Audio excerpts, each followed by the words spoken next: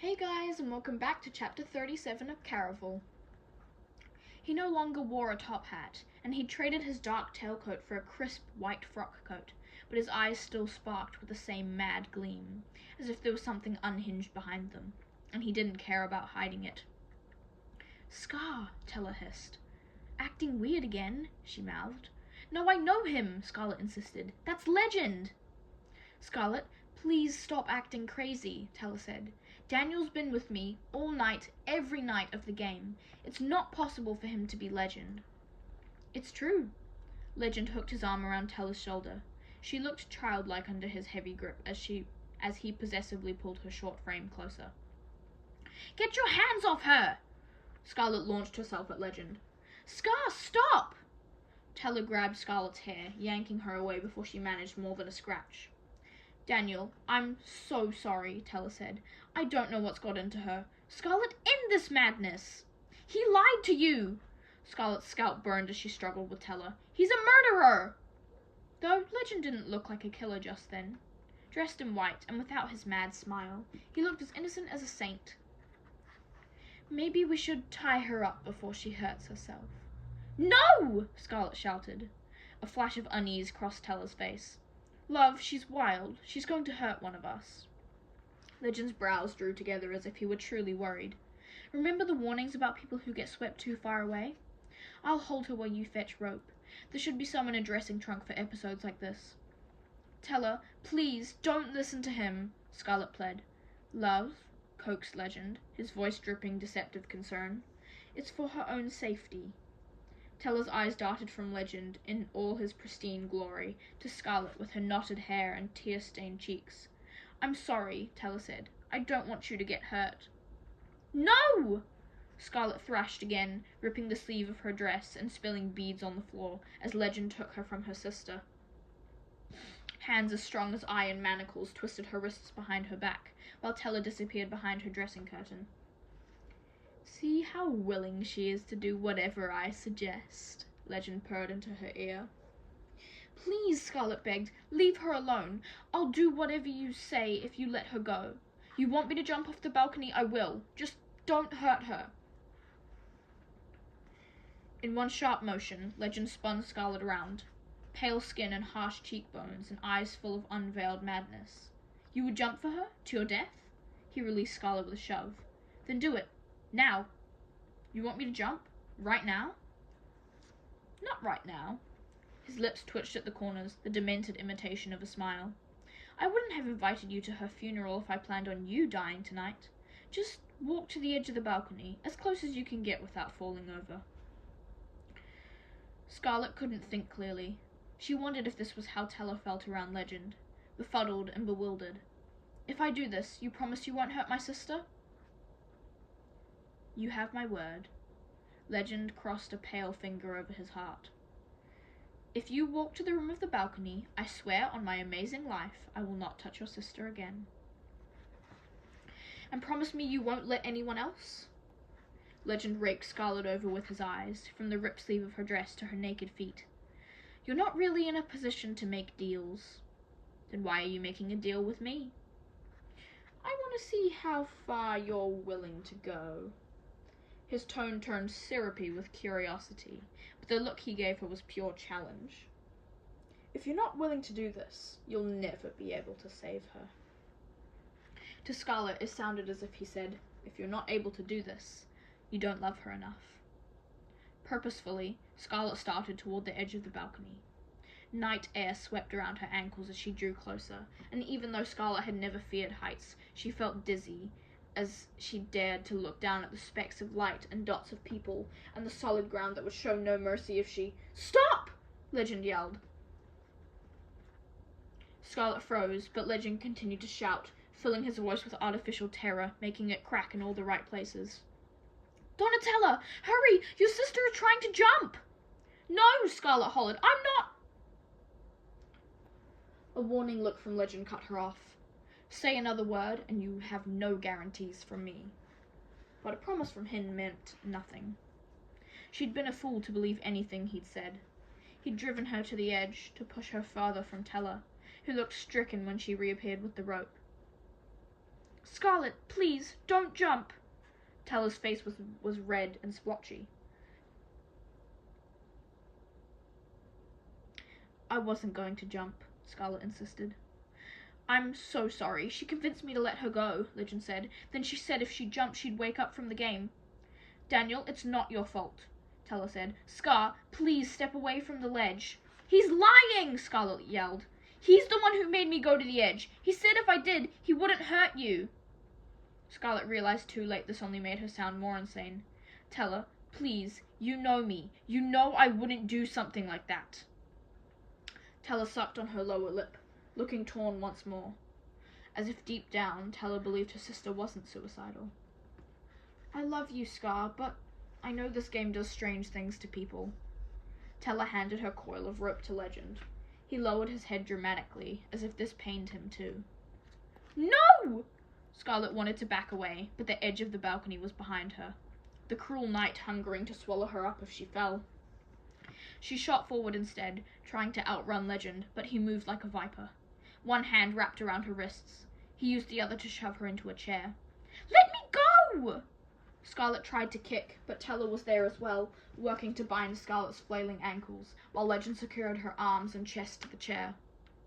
Scarlett could feel Legend's breath against her neck, hot as he whispered too low for Tella to hear. Wait until you see what I do next. I'll kill you! Scarlett screamed. Maybe we should get her a sedative, asked Tella. No, I think this should hold her long enough. Legend tugged on the rope a final time, slicing through Scarlett's breathing. A hidden door in the back opened, and Legend's maniacal smile returned as Scarlett's father, along with Count Nicholas d'Arcy, walked through. The governor strode forward purposefully, head high, shoulders straight, as if he were an honoured guest. The Count appeared interested in only one person, Scarlett. Tella! Scarlett's panic escalated. For the first time, there was a flicker of fear in Tella's face as well. What are they doing here? I invited them. Legend waved an arm magnanimously towards Scarlett, who continued struggling against the rope, while the two men stepped closer. All tied up and ready to go, as promised, said Legend. Daniel, what are you doing? Tella whispered. You really should have listened to your sister. Legend stepped to the side as Governor Dragner and Count Nicholas d'Arcy closed in on Scarlett. The Count had cleaned up since she'd seen him last. His black hair was combed, and he changed into a fresh, garnet-red tailcoat. He peered down at Scarlett and shook his head, as if to say, I told you so. Can I keep the rope? The governor asked, his eyes full of retribution. Daniel, tell them to stay away from us, Tella cried. Oh, Donatella, Legend said. Stupid and stubborn until the end. There is no Daniel d'Engle, though it was enjoyable pretending. Legend laughed perversely. The same awful sound Scarlett had first heard in the tunnels. Splinters dug into Scarlett's arms while she battled to free herself from the ropes. Tella didn't say another word, but she could see her sister crumbling, growing smaller and younger, and turning suddenly fragile as she continued to stare up at Legend the way Scarlett imagined she'd gazed at Julian when she'd first learned the truth was about how he Growing smaller and younger, and turning suddenly fragile as she continued to stare up at Legend the way Scarlett imagined she'd gazed at Julian when she'd first learned the truth about how he deceived her. Believing, but not accepting.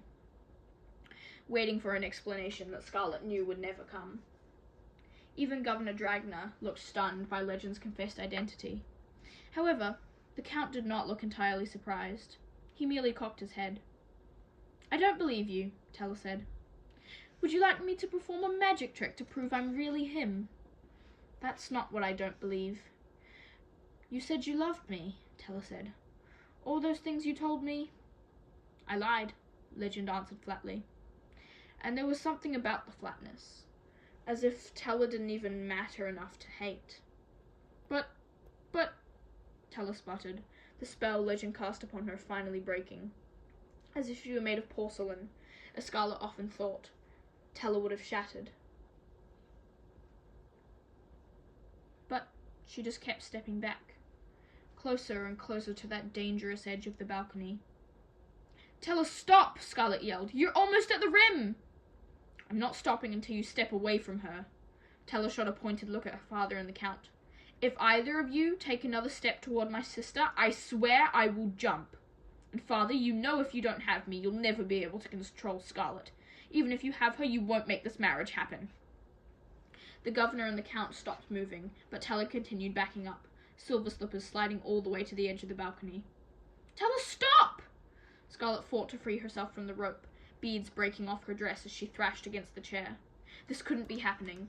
Not after watching Julian die. She couldn't lose Tella like this. You're getting too close to the edge. It's a little late for that. Tella laughed, a brittle sound, as breakable as she looked. Scarlett wanted to run to her, to grab hold of her where she tottered on the balcony's rim. But the rope wasn't loose enough yet. Her ankles had managed to kick free, but her arms were still bound. Only the stars watched in sympathy as she rocked back and forth, hoping that if she knocked over the chair, she'd smash one of its arms and finally break loose. Donatella, it's all right, her father said, almost tenderly. You can still come home with me. I'll forgive you, both you and your sister. You expect me to believe that? Tella exploded. You're a liar, and worse than he is. She pointed a shaky finger at Legend. All of you are liars! Tella, I'm not. With a crash, Scarlett's chair hit the floor, one of its arms splintering, so that she could finally crawl out of the ropes and start for the ledge. Stay back, Scar! Tella moved 1 foot so her heel was over the rim. Scarlett froze. Tella, please! Scarlett took another tentative step, but when Tella wobbled, she froze again, terrified one false move would push her sister from over the very edge she so badly wanted to rescue her from. Please, trust me. Scarlett held out a hand. No longer stained in blood, she hoped she could save Tella the way that she hadn't been able to save Julian in the tunnels. I will find a way to take care of you. I love you so much. Oh, Scar, Tella said. Tears streamed down her pink cheeks. I love you too, and I wish I was strong like you. Strong enough to hope it could be better, but I can't do this anymore. Tella's hazel eyes met Scarlett's, as sad as fresh cut wood. Then she closed them, as if Tella couldn't bear to look at her. I meant it when I said I'd rather die at the edge of the world than live a miserable life on Trista. I'm so sorry. With trembling fingers, Tella blew her sister a kiss. Don't! Tella stepped off the edge of the balcony. No! Scarlett wailed, watching as her sister plummeted into the night. With no wings to fly her down, she fell to her death.